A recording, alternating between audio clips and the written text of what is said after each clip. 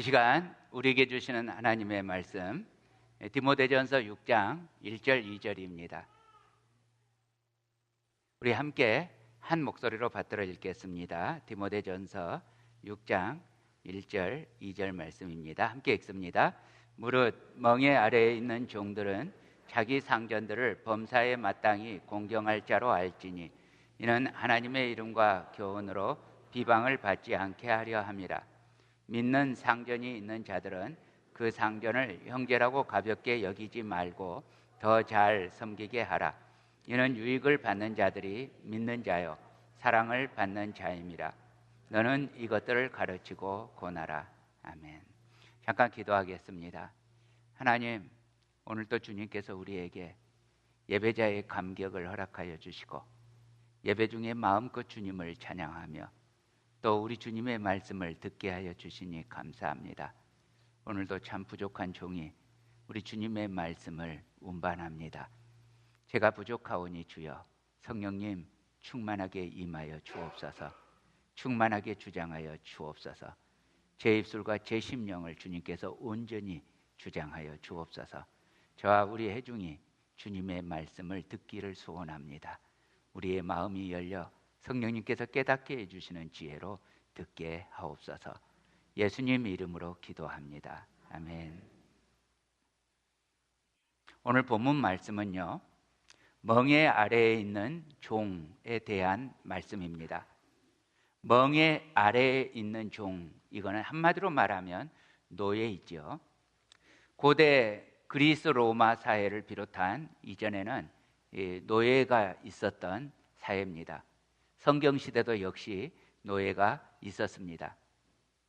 오늘날 우리 현대인들이 보기에 노예 제도는 끔찍한 제도죠. 근데 성경에서 보면요, 예수님은 예수님 스스로를 종으로, 노예로 부르고 계십니다. 또 예수님을 따르는 사람들에 대해서도 모든 사람의 종이 되어야 한다고 말씀하십니다. 멍에는 아시다시피 원래 소를 잘 컨트롤하기 위해서 사용하는 도구입니다. 근데 이 멍에를 사람에게 적용하면 사람이 억압을 당하고 있다는 의미가 됩니다. 예수님은 이 억압을 당하고 있는 멍에에 대해서 설명하시다가 성경 한 곳에서는 무겁지 않은 멍에에 대해서 말씀하십니다. 마태복음 11장 29절 30절입니다. 나는 마음이 온유하고 겸손하니 나의 멍에를 메고 내게 배우라. 그리하면 너희 마음이 쉼을 얻으리니 이는 내 멍에는 쉽고 내 짐은 가벼움이라 하시니라.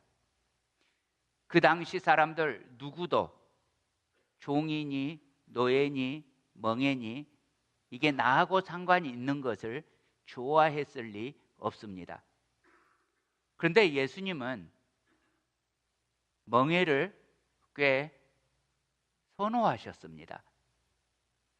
예수님은 예수님 스스로에게 종, 멍에 이런 표현을 사용하셨습니다. 그런데 예수님께서 당신 스스로를 종이라고 표현하셨을 때 이 표현은 자기 스스로에 대한 어떤 겸손을 과장하는 것 이런 거 아니었습니다.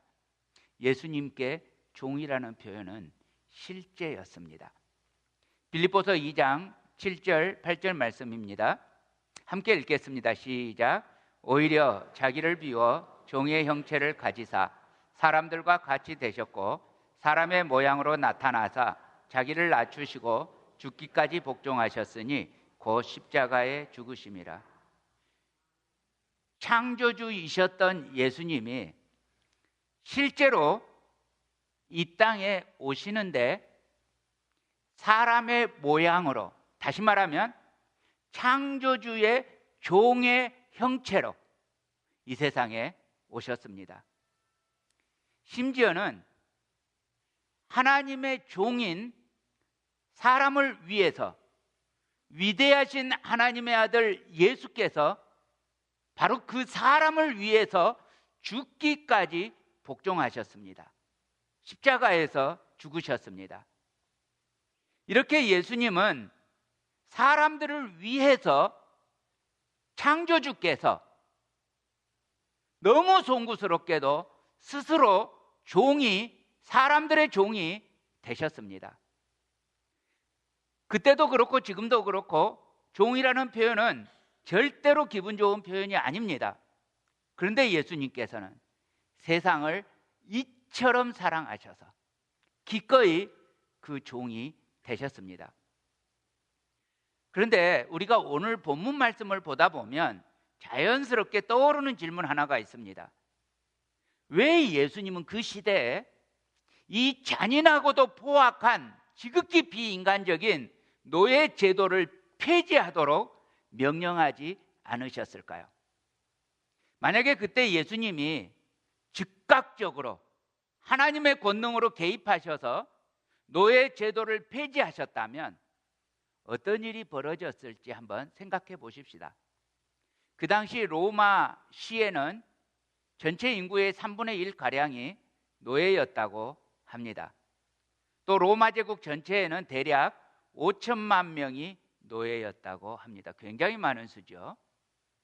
이 노예들이 집안일을 돌보기도 하고 농장에서 일꾼으로 일하기도 하고 또 어떤 제품을 만드는 그런 사람으로도 사용되고, 그런가 하면 보다 고급스럽게 서기의 일이나 매니저의 일이나 군사의 일도 맡았다고 합니다.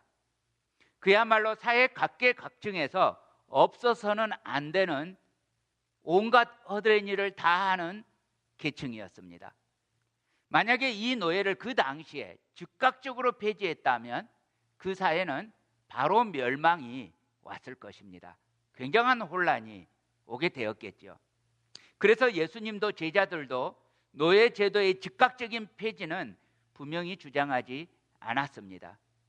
그런데요, 예수님과 제자들은 즉각적으로 노예 폐지를 주장하지는 않으셨지만 결국 이 노예 제도가 폐지되고야 말 근본적인 사상과 원리를 밝히셨습니다. 자, 우선 우리 디모데전서 1장 10절에도 보면요, 음행하는 자와 남색하는 자와 인신매매를 하는 자와 거짓말하는 자와 거짓 맹세하는 자와 기타 바른 교훈을 거스르는 자를 위함이니. 자, 여기 보면요, 인신매매도 죄 중에 하나로 열거합니다. 인신매매가 죄다. 오늘날 우리들이 생각하면 너무 당연하죠. 너무 당연하기 때문에 너무 당연하게 스쳐 지나갑니다. 죄의 목록으로. 그런데 이 시대에 인신매매가 없어지면 무슨 일이 생길까요? 자연스럽게 노예제도도 없어집니다. 노예제도는 인신매매를 기반으로 합니다. 또 에베소서에서는 이렇게 말합니다. 에베소서 6장 9절입니다. 상전들아, 너희도 그들에게 이와 같이 하고 위협을 그치라. 이는 그들과 너희의 상전이 하늘에 계시고 그에게는 사람을 외모로 취하는 일이 없는 줄 너희가 알미라. 자, 여기서 그들은 누구일까요? 자, 상전이 위협을 할 수 있는 그들 누구일까요? 종이죠. 노예입니다. 그러면 너희는 누구예요? 너희는 상전입니다. 그러니까 이 본문을 보면 이 땅에서 종이 되었던지 간에 상전이 되었던 간에 궁극적으로 하늘에 우리의 상전이 있어요. 누구예요? 하나님이요. 우리의 상전 하나님은 우리가 이 땅에서 종이 되었던지 아니면 주인이 되었던지 결코 그 외모로 사람을 취하지 않으시고 종이나 자유자나 다 평등하게 대하신다고요. 자, 지금 노예 제도가 있는 세상이에요. 그 세상에서 이런 말은 굉장히 혁명적인 말입니다. 심지어 골로새서에서는 이렇게까지 말씀합니다. 골로새서 4장 1절입니다. 상전들아, 의와 공평을 종들에게 베풀지니 너희에게도 하늘에 상전이 계심을 알지어다. 자, 종에게 무엇을 베풀라고요? 의와 공평을 베풀라고요. 왜 그렇게 해야 된다고요? 하늘에 상전이 계시기 때문에요. 진짜 상전이 있으니까요. 자, 근데 여러분, 노예에게 의가, 공평이 존재할까요? 자, 노예가 있는데 제 노예예요. 그런데 노예와 내가 공평하다 말이 됩니까? 그 당시 사회에 주인은 노예에게 어떤 대우를 해도 괜찮아요. 괴롭혀도 심지어는 죽여도 죄로 여겨지지 않는 시대입니다. 그 시대의 노예에게 의라고 하는 게 존재해요? 그럴 수 없잖아요. 주인이 죽이고 싶으면 죽이고 때리고 싶으면 때릴 수도 있는데 무슨 노예에게 의가 있어요? 그런데 노예를 의와 공평으로 대하라. 그럼 이거 사실상 이렇게 대하게 되면 노예가 아니죠. 성경은 또 이렇게도 표현합니다. 빌레몬서 1장 16절입니다. 이후로는 종과 같이 대하지 아니하고 종 이상으로 곧 사랑받는 형제로 둘 자라. 내게 특별히 그러하거든 하물며 육신과 주 안에서 상관된 내게라. 자, 바울이 지금 빌레몬에게 하는 말인데요. 빌레몬에게 오네시모라고 하는 종이 있었습니다. 근데 이제부터 이 종 오네시모를 종으로 대하지 말고 사랑받는 형제로 대하라고 명령합니다. 그러면 이게 지금 이 빌레몬서는 빌레몬에게 특별히 적용되는 편지인데요. 이 말이 빌레몬에게만 적용됩니까? 아니었습니다. 그리스도 안에서, 복음 안에서 사실은 모두에게 적용된 말이기도 했습니다. 자, 갈라디아서 3장 26절 이하입니다. 너희가 다 믿음으로 말미암아 그리스도 예수 안에서 하나님의 아들이 되었으니 너희는 유대인이나 헬라인이나 종이나 자유인이나 남자나 여자나 다 그리스도 예수 안에서 하나이니라. 너희가 그리스도의 것이면 곧 아브라함의 자손이요 약속대로 유업을 이을 자니라. 자, 보세요. 우리가 종이든 간에 자유이든 간에 다 그리스도 예수 안에서 누구라고요? 하나님의 아들이라고요. 종이어도 예수 믿으면 누구예요? 하나님의 아들. 자유인이어도 예수 믿으면 누구예요? 하나님의 아들 같다고요. 종이든 자유인이든 다 그리스도의 것이면 누구의 자손이라고요? 똑같이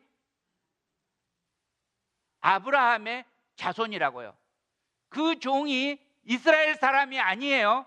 그 종은 다른 이방인이었어요. 그래도 그리스도의 것이면 누구의 자손이라고요? 아브라함의 자손이라고요. 이렇게 말을 할 정도면 돌에 맞아 죽을 정도죠. 유업을 함께 이을 자로 여기라고요. 세상에서는 노예일지라도요. 이것이 성경에서 약속한 복음의 언약입니다. 이렇게 성경은 분명하게 노예 제도를 사실상 반대하고 있습니다.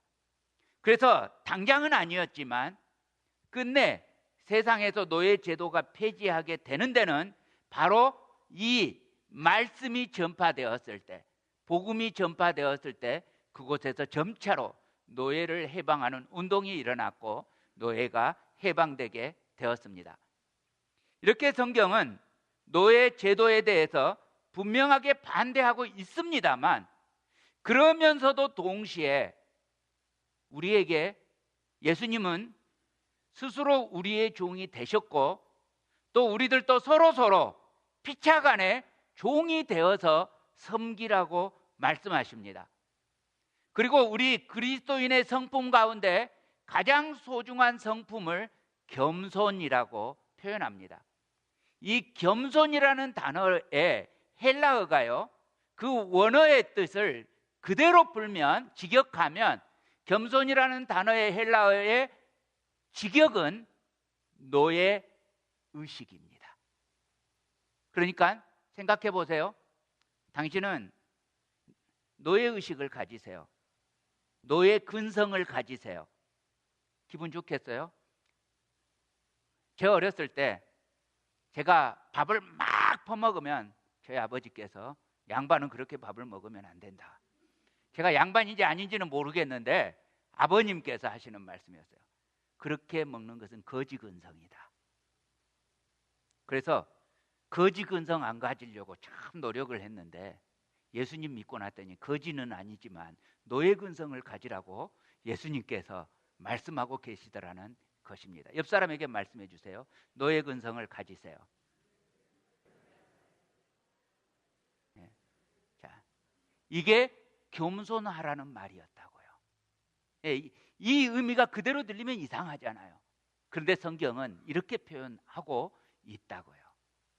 자, 이렇게 우리가 서로에게 종이 되어서 섬긴다는 이 말씀의 빛 아래에서 보아야 오늘 말씀이 이해가 됩니다.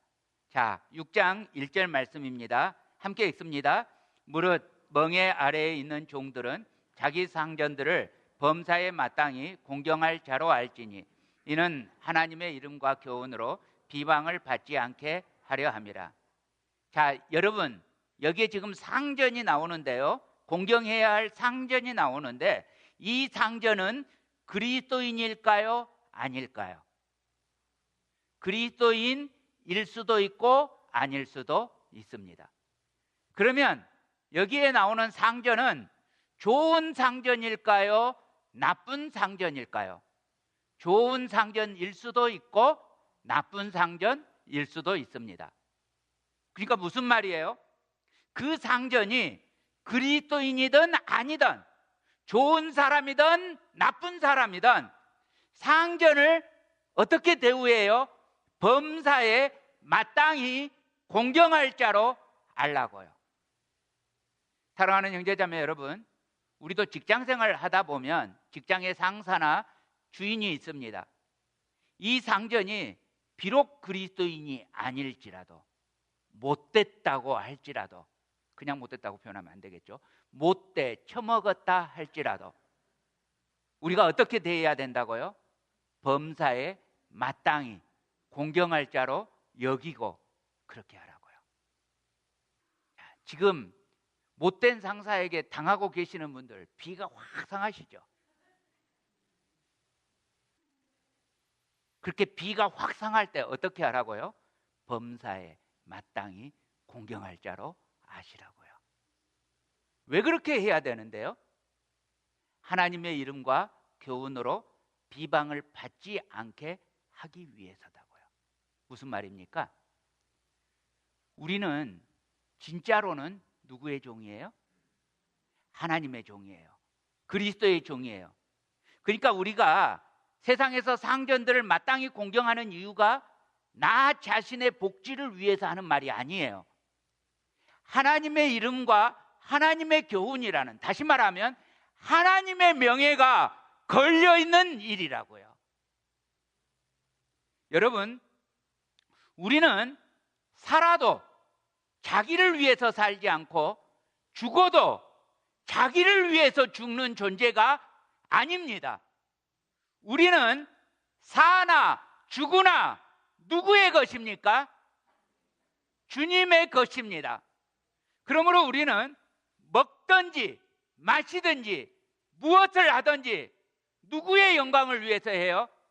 하나님의 영광을 위해서. 다시 말하면 하나님의 명예를 위해서 해야 된다고요. 여러분, 제가 보신탕을 잘 먹습니다. 그런데 미국으로 이민 와서 미국에서는 보신탕을, 염소탕은 먹어봤지만 게로 만든 보신탕을 안 먹어봤습니다. 중간에 한번 보신탕을 먹은 적이 있는데 한국에 부흥회를 인도하러 갔다가 제 의사를 묻지 않은 채 무조건 거기 장로님들이 사주신 통에 거절하지 않고 한번 먹은 적이 있습니다만 안심하십시오. 제가 개를 산 것도 좋아하고 죽은 것도 좋아하지만 죽은 강아지를 안 먹은 지 오래됐습니다. 왜 그래요? 제가 잘 먹는데 왜 안 먹어요? 주님의 명예를 위해서.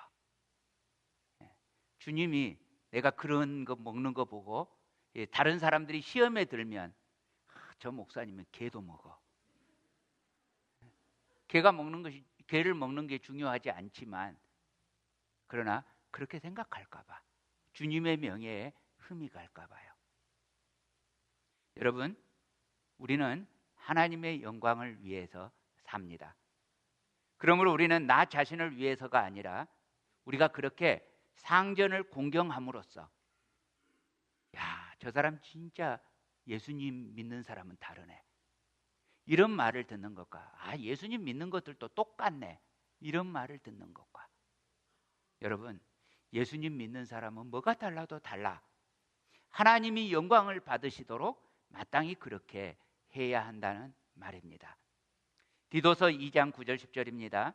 종들은 자기 상전들에게 범사에 순종하여 기쁘게 하고 거슬러 말하지 말며 이는 범사에 우리 구주 하나님의 교훈을 빛나게 하려 함이라. 자, 직장 가운데에서 구주 하나님을 빛나게 하고 살아가는 인생이요, 그렇게 사는 인생을 우리들은 선교적 존재라고 표현합니다. 사랑하는 형제자매 여러분, 이처럼 주님의 이름을 빛내는 선교적 존재가 되시기를 우리 주님의 이름으로 축복합니다. 2절 말씀입니다. 함께 읽습니다. 믿는 상전이 있는 자들은 그 상전을 형제라고 가볍게 여기지 말고 더 잘 섬기게 하라. 이는 유익을 받는 자들이 믿는 자요 사랑을 받는 자임이라. 너는 이것들을 가르치고 권하라. 자, 오늘날에도요, 그리스도인이 오너로 있는 회사에서 일하는 그리스도인 종업원들이 때때로 같은 잘못을 저지릅니다. 예전에 어떤 장로님, 사업가이신 장로님께 들은 말씀이에요.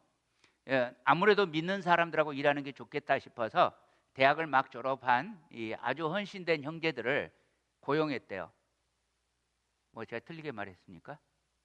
빠빠빠 하셔서 그냥 하신 거군요. 뭐 틀린 줄 알고. 근데 이 아주 헌신된 형제들을 고용했는데 근무 시간에 성경을 보고 있더래요. 그래서 장로님이 성경은 쉬는 시간에 보고 근무 시간에는 근무를 하라고 그랬더니 교회에 가가지고 우리 장로님 되게 믿음 없다고 그러고 다니더래요. 너무 마음이 아팠대요. 안 믿는 사람이 오너로 있는 회사에서는 성경 보려고 시도도 안 할 거면서. 여러분, 그렇게 하면 안 되는 거잖아요. 내가 잘 섬길 때 믿는 사람이 오너면 피차 좋잖아요. 그때 내가 알아서 더 잘 섬겨주면 믿는 그 형제가 더 많이 이익을 받게 될 것입니다. 이들이 바로 나의 형제요, 나의 사랑하는 사람이기 때문이라고 했습니다. 자, 바울이 지금 이렇게 그리스도인인 상전을 형제라고 가볍게 여기지 말라고 권면하고 있다는 것은 실제로 지금 이 에베소 교회에 이런 문제가 있다는 뜻이기도 합니다. 예전에 제가 대학 다니던 때 아주 잠시 수박을 파는 알바를 한 적이 있었습니다. 농산물 직판장에서 수박을 이제 이 수레 단위로 통째로 구입을 해서 팔게 되는데, 직판장에 가면 수박을 쌓아 놓는데 이게 수레 단위로 쌓아 놓습니다. 근데 지금은 안 그러는데 그때는 수박 알바를 하게 되니까 수박을 껍질만 봐도 굳이 칼로 따내지 않아도 이게 어떤 게 익은 건지 안 익은 건지 절반만 익은 건지 이게 눈에 다 들어와요. 보여요. 신기하게 그런 은사가 생겨요. 그래서 이 수박을 이제 이렇게 한 수레분을 쌓아 놨는데 그걸 보자마자 익은 수박 안 익은 수박이 다 눈에 들어옵니다.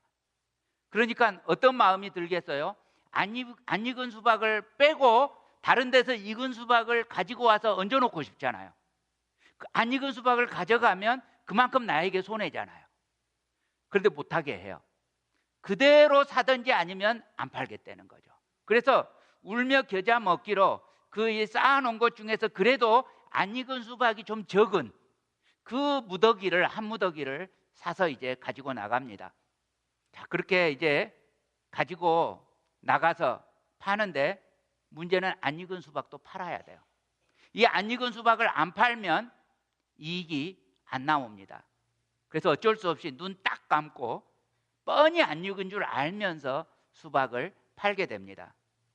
근데요, 이렇게 이 알바로 이제 수박 사세요 하고 돌아다니면 이 젊은데 이런 장사를 하느냐고 그러면 대학생이라고 말하면 대학생이라고 정말 수고가 많다고 이렇게 말하면서 칭찬해주고 그 세모로 뚫지도 않으시고 수박을 확인도 안 하시고 사시는 분이 있어요. 정말 그렇게 고맙게 막 두 통 사겠다고 하시는 분도 계시는데 그때 그분에게 안 익은 수박을 안겨드립니다.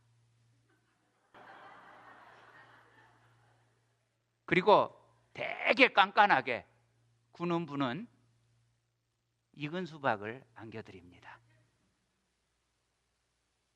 사실은 잘해주시는 분에게 더 잘해줘야 되잖아요. 근데 그렇게 못하는 거예요. 차라리 내가 손해를 보거나 아니면 수박값을 전체적으로 올려서 안 익은 수박을 안 팔고도 이익이 남을 수 있게 그렇게 해야 하는데 그렇게 못했어요.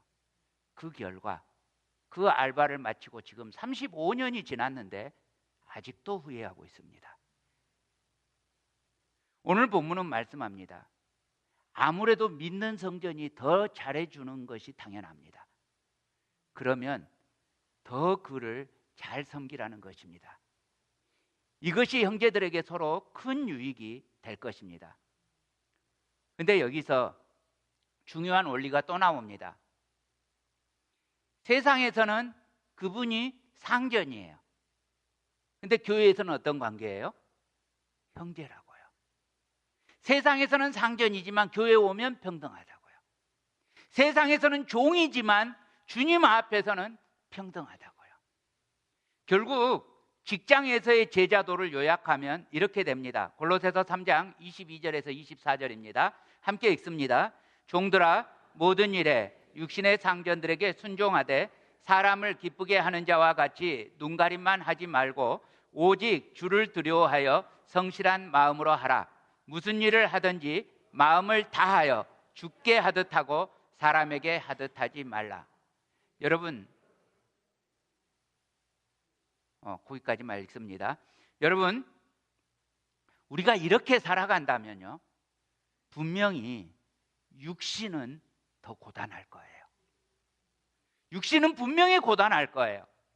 그런데요 이렇게 살아가면 내 영혼은 참 자유와 평강을 경험하게 될 거예요. 아무리 주인이 못됐어도 내가 이렇게 살아가면 그 못된 주인이 나의 평강을 빼앗아갈 수 없을 거예요. 이 일은 여러분 이런 직장 생활은 먹고 살자고 하는 일이 아니에요. 세속적인 일이 아니에요. 이렇게 살아가는 직장 생활은 주님의 영광을 위해서 거룩하게 예배처럼 드려지는 그런 직장 생활이 될 것입니다. 나의 위의 상사가 어떤 사람이든 그가 못됐을지라도 내 평강을 빼앗아가지 못하는 믿음의 삶을 살아가라는 말씀입니다. 그리고 이렇게 하는 직장 생활은 결국 직장에서 빛이 되고 소금이 되실 것입니다. 선교적인 존재로 세워져서 하나님을 영화롭게 하게 될 것입니다. 지금 우리는 디모데전서 강해를 보고 있습니다. 특별히 이 지난주 우리 5장을 봤었는데요. 5장과 그리고 오늘 본문에서 보면 세 종류의 사람이 나왔습니다.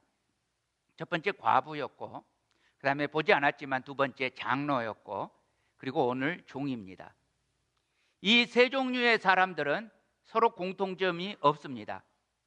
예수님 믿는다는 사실을 제외하고는 공통점이 없습니다. 한쪽은 여자고 다른 쪽은 남자입니다. 한쪽은 자유인이고 다른 쪽은 종입니다. 한쪽은 연세 드신 분이고 다른 쪽은 젊은 사람입니다. 집에서 일하는 사람과 교회에서 일하는 사람, 일반 교인과 교회의 지도자입니다.